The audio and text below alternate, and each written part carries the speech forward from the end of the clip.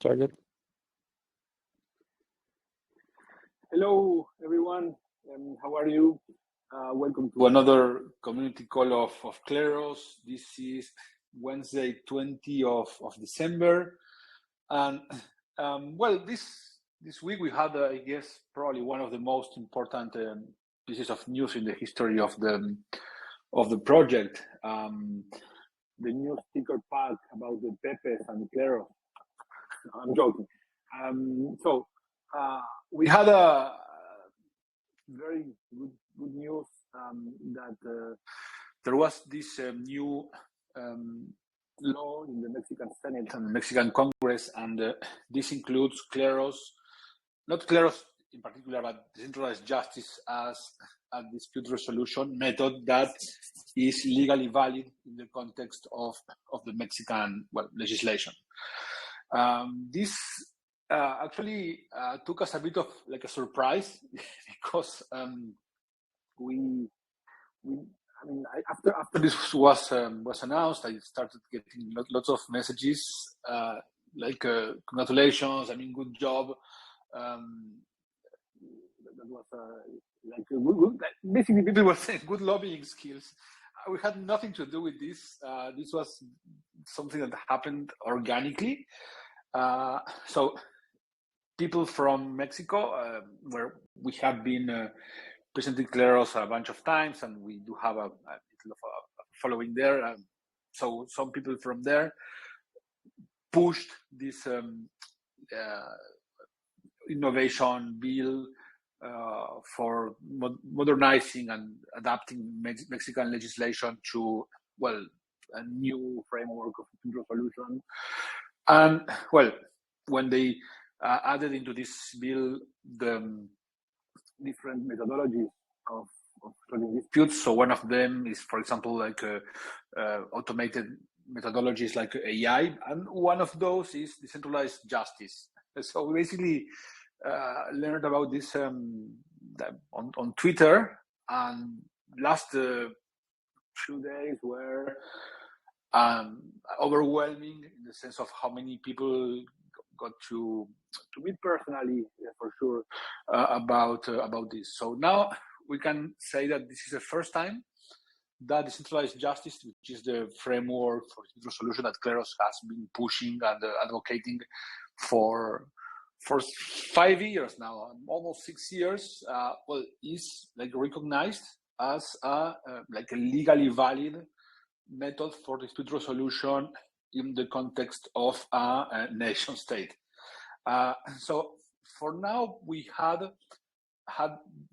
like more anecdotal situations. Like, as you know, there was a case in Mexico on landlord and tenant dispute that happened in 2020, where there was an arbitration clause calling Kleros, and that clause, there was a dispute in that contract, and this was sent to Kleros through a very specific way to build that arbitration clause. So Kleros produced a decision which was taken to a judge in the state of Jalisco in Mexico, and that was accepted as valid because the arbitration clause that the procedure that was followed was compatible with what was established in the clause. So that was, I would say, maybe the first step leading to what happened now, which is, as I said, one of the most important things that happened to Kleros. She started having recognition by a state legislature as one of a valid decision-making method for resolving disputes is very important, and it opens lots of doors, especially in situations that we have been working recently of consumer disputes. As you know, we are working with an exchange in Argentina that is called Lemon for resolving disputes between the exchange and customers, and so this is framed now in the context of more like a mediation agreement, where the decision made by Kleros in this context is not binding on the parties. exchange pledges to accept the ruling by Kleros as binding. The customer doesn't need to do that. The customer still has the opportunity, the chance to go to small claims court if he or she disagrees with the ruling by Kleros. If this were to be reproduced in the Mexican context, now this could be done after seeing how this law was implemented and everything. This could be done like as a binding arbitration clause. So this opens lots of doors to start implementing this type of mechanisms in the Mexican scenario. I mean, we are in touch with a number of actors there, and we will certainly start pushing the use of decentralized justice methods in, well, basically a market of 150 million people. So this is a very, very important market with, of course, quite developed crypto ecosystem. So this is, I mean, extremely bullish for us. I mean, and I guess the result of us doing, all of this work of evangelizing lots of people in different, countries and in universities and legal associations, a bunch of other places. So this is, it was overwhelming. All of the messages we got the few last days, and I mean, we also expect or hope at least that this could be reproduced in lots of other countries, because when other countries start to craft their own legislation about modernization in crypto solution, now there is this precedent of decentralized justice systems being accepted in quite a big country, like Mexico. So that was an extremely bullish way to end the year. I will let maybe William give his update, and I will come back. Sure. So, our various sort of research that I've discussed in previous calls is continuing along. I'm thinking a lot recently about how one can adopt various mechanisms from sort of the classical peer prediction literature into dispute kits for Kleros 2.0. These are like voting and incentive systems, specifically incentive systems, that we had paid less attention to over the past 6 years because they're not super resistant to like whale attacks or people 51% attacking a system. But now that we have like a modular system, you can imagine using something like some of these like peer prediction mechanisms in like a first round, and then if you appeal, then you go back to something more robust.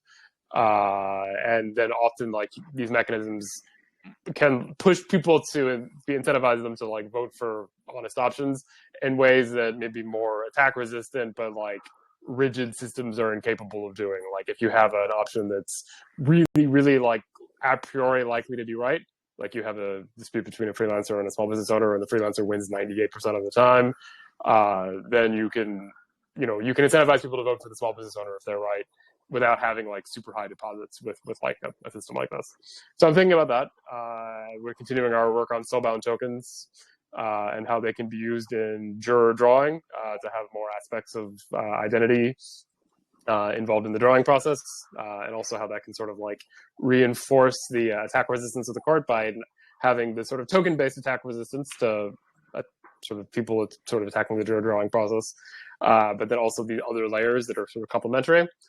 So whenever our graphic designer finishes the images for a recent blog article I've written, you'll have a long read blog article describing my thoughts on this in detail. So anyway, lots of interesting, research, continuing on what we've been doing for the past few months and into the next year. Awesome. Thank you, William. Then we have a bunch of new team members that joined in the past few days. One of them is going to specialize in the drafting policies for the courts. One of the critical elements of how jurors coordinate and make decisions in Kleros depends on how the rules of the courts are crafted, and so when these rules are well done and they are clear, the sharing point tends to be easier to find. If they are not, well, the sharing point tends to be harder to find. Sometimes even results in a controversy and discussions that affect the normal evolution of the system. So we are just learning now more or less what works and what doesn't, because, well, we are now having a more like a critical mass of cases and learning, because this is something you have to learn from experience and how people interact with these policies. One of the most important learnings we did in the past few months, I would say, is how the process of developing the policies of what would become the lemon cases was super interesting. I'm not going to get into this now because it would take a long time, but it was about how you can create these rules that end up being fair for both parties and that people also perceive as being fair. In our line of business, it's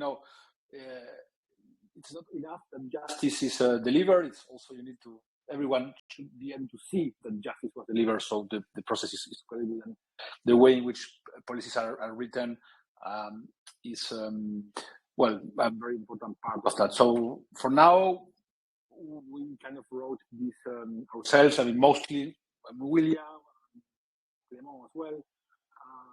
But now we have someone who is will be specialized in that and will spend full time almost doing that type of research and seeing how different type of policies affect the behavior of jurors, and we will see hopefully big improvement coming from that side. Another thing we are going to do with this person, and his name is Facundo, by the way, is start to organize a bit all of the arbitration clauses that people have been drafting about Kleros over time.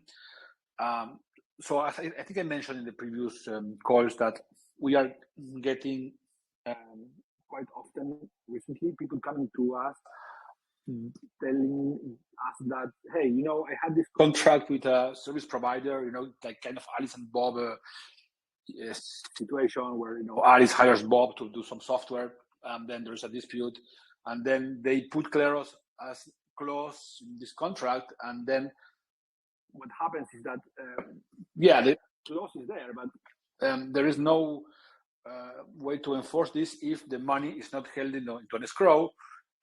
So that's something we got lots of times in the context of international contracts, like internet contracts.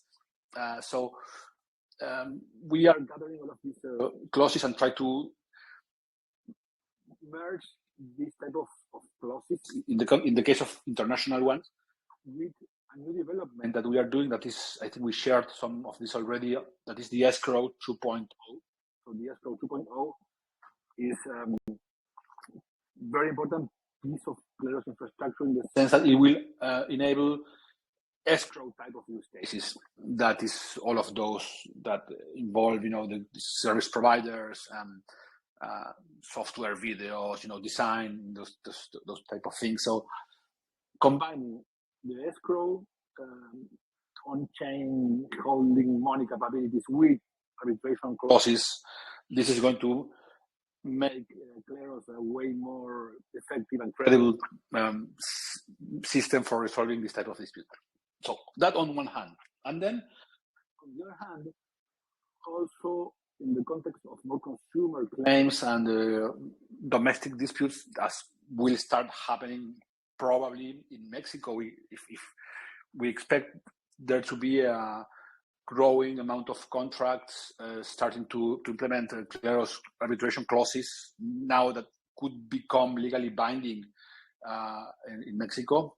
So we are starting to get also questions about how do I write arbitration clause for which is like acceptable under the Mexican law. So this is another type of work we are going to do with Facundo in this after he joined already. So we're starting to do this. So that's also super cool.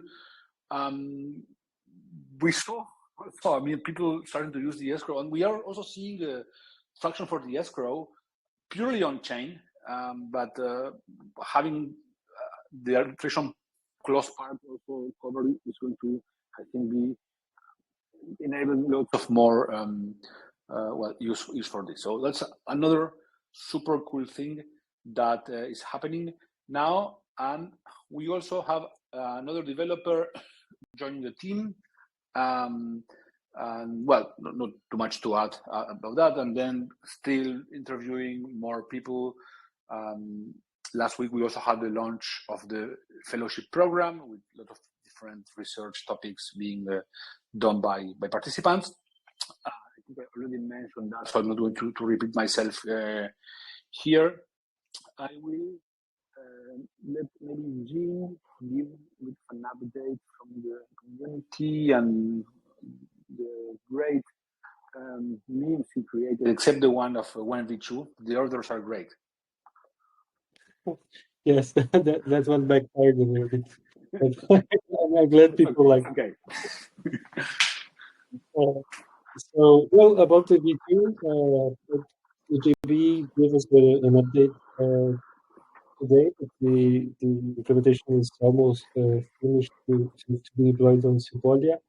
So I don't know if we have an exact date, but it's almost done. And there's also a page where you can test the V2 of the escrow.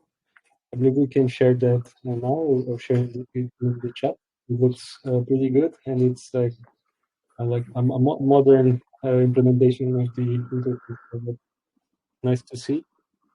And like, we are also having, as you probably know, there are some cases on the Gnosis chain that are very controversial, and there's a lot of appeals and discussions about it. So if anyone is listening, I recommend checking these cases and maybe considering staking on the court, because you might get drawn. And also, since the Lemon cases will be on Gnosis chain, it's probably worth if you're Spanish speakers, it might be worth having some speakers in this chain. We have, of course, the incentive program is still going on. There are, I believe, there is a high opportunity for a good opportunity for anyone submitting, because we have not seen as many submissions as the last month, so we will probably be well rewarded.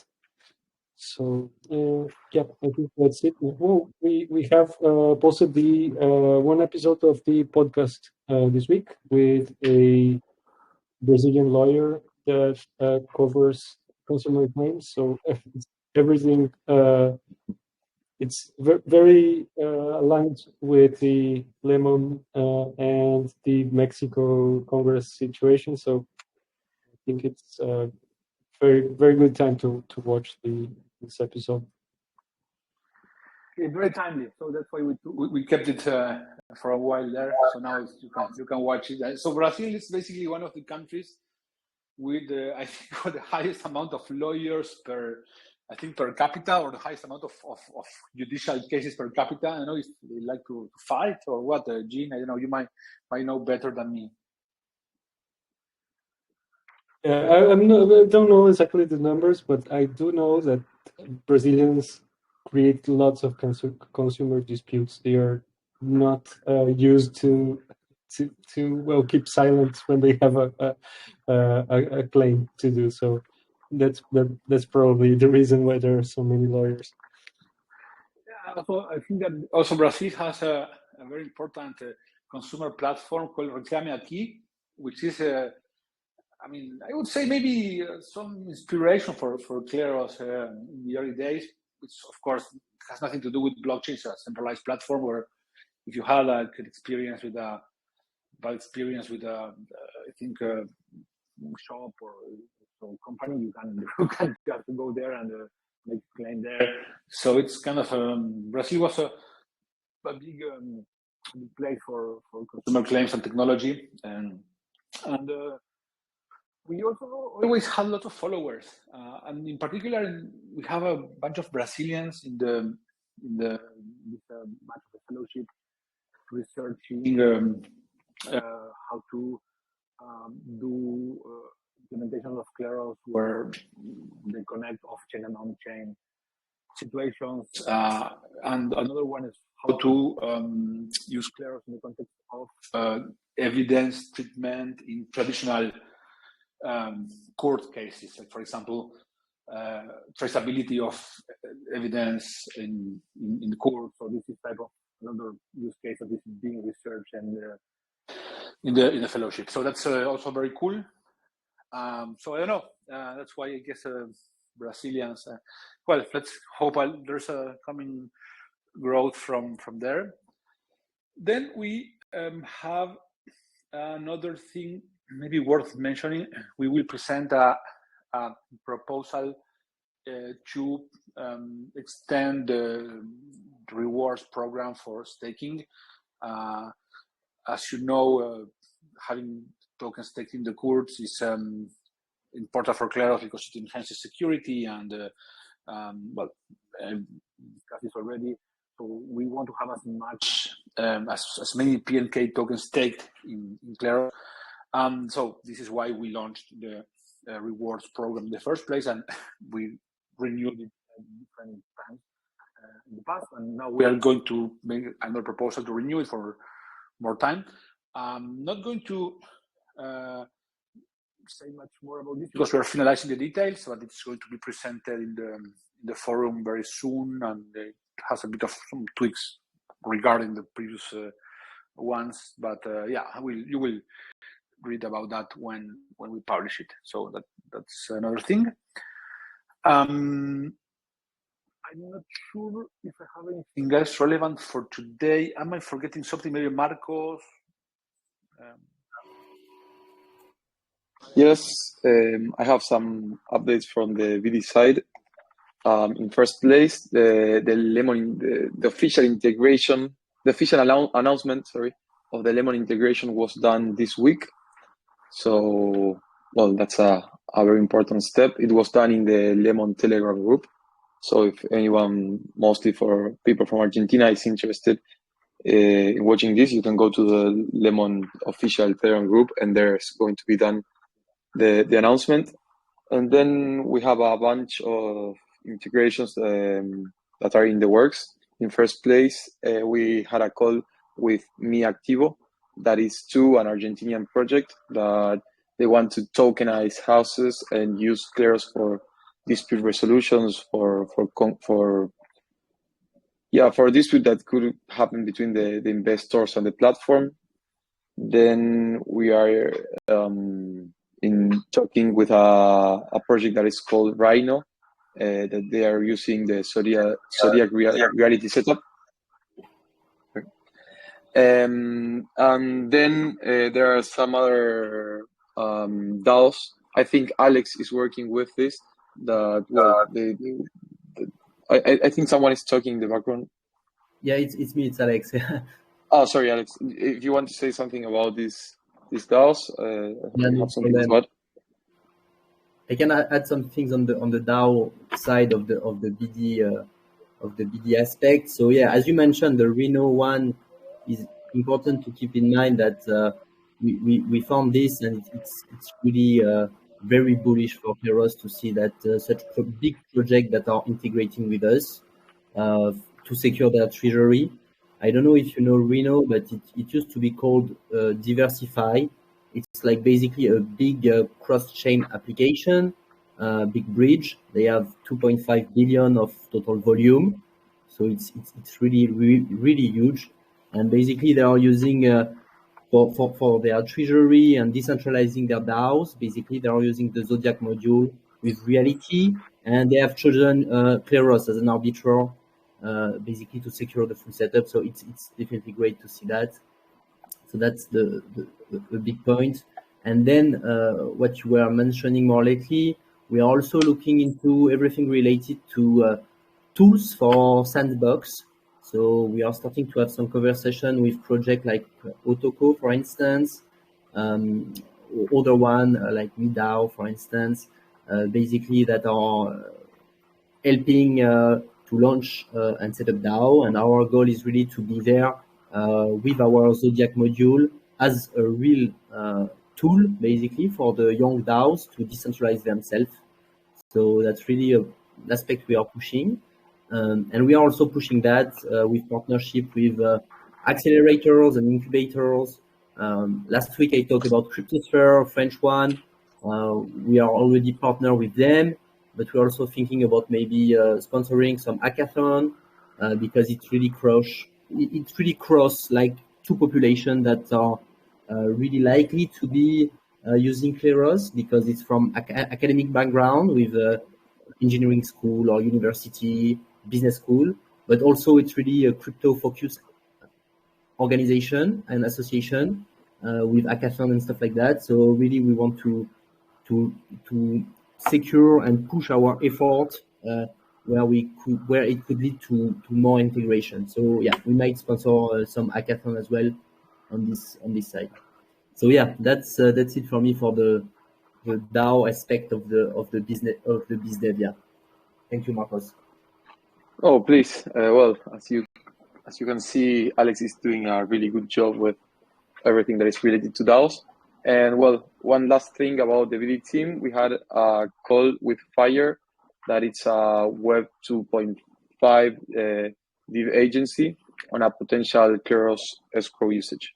So yeah, that's all from the VD side this week. Thank you, Marcos. Maybe for some people who, are nostalgic about the early days and or that want to know a bit about the Kleros archaeology. So Reno was called Diversified, and before that it was Bitfinex, which was the ERC20 marketplace of Bitfinex. And when we launched the token app, which is well, in the end now was absorbed by Curate, we launched this kind of private compliance system where people could submit the token, and then well, people would verify it and could be challenged if non-compliant. So that was done with the incentive that people would like to make the submission, because Bitfinex was using the tokens list in order to decide not the final decision of which tokens to accept, but to filter out those tokens that were clearly not compliant with the rules. Right? So there was one of the first, if you want, off-chain, on-chain applications, in the sense that it was a service. So the process of the token listing had a part that was done on-chain through like the Kleros registry, and then a part that was done off-chain by Bitfinex, token listing team. But it was a very cool.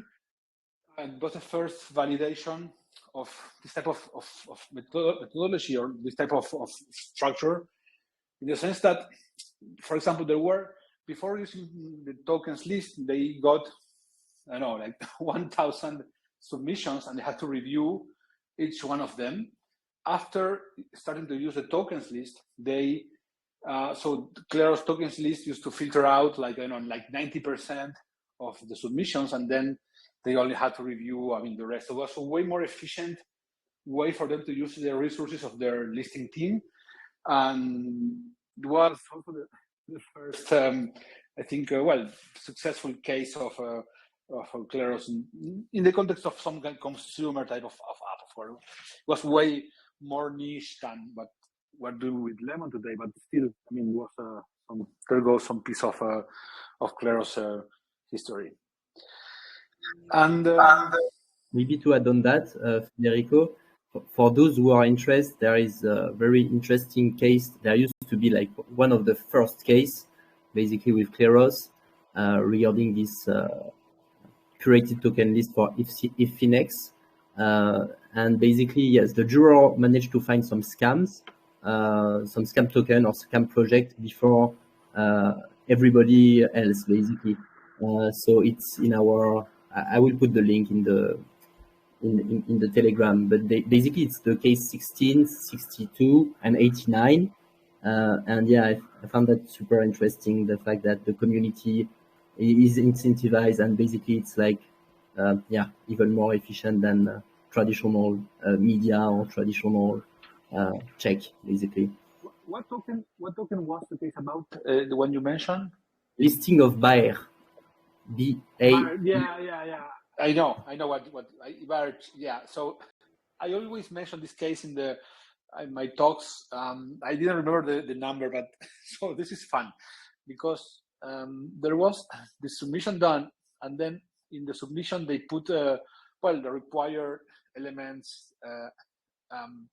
One of the elements was like white paper, the CV of the team members, and so these guys, they have a guy, one of the CTO, was called Scott Bingley, and the guy, he used to be. I mean, in his white paper, the CV said that the guy was some researcher at the Oxford blockchain laboratory, I think, and then people challenge the token, and then they start to research about this Scott Bingley, and they find that there's not much of like a online presence for a guy who in theory was the CTO of an important project. No YouTube talks, no articles, no nothing. So so at some point, I think one of the jurors called Oxford to ask for the guy, and and the answer is, we don't know who Scott Bingley is, and we don't have any blockchain research laboratories at Oxford.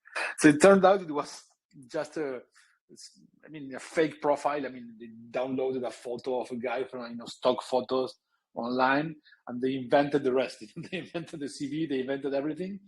Of course, they were caught, they were rejected, and so 6 months later, we are reading, I guess, CoinDesk or one of those, crypto media outlets, and then we see that I think the Chinese police made a bunch of arrests in a project called Buyer Chain.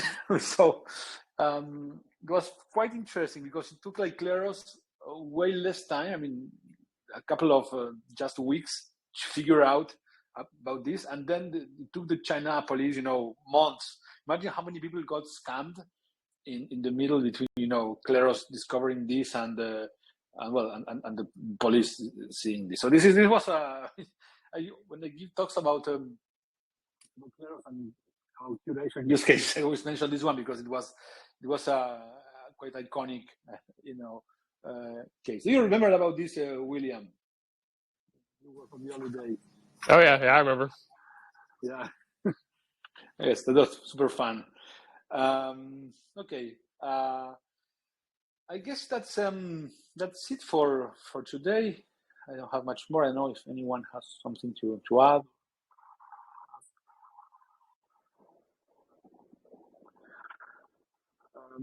But otherwise, I will just wish you everyone Merry Christmas and Happy New Year, Happy Holidays, and see you very soon.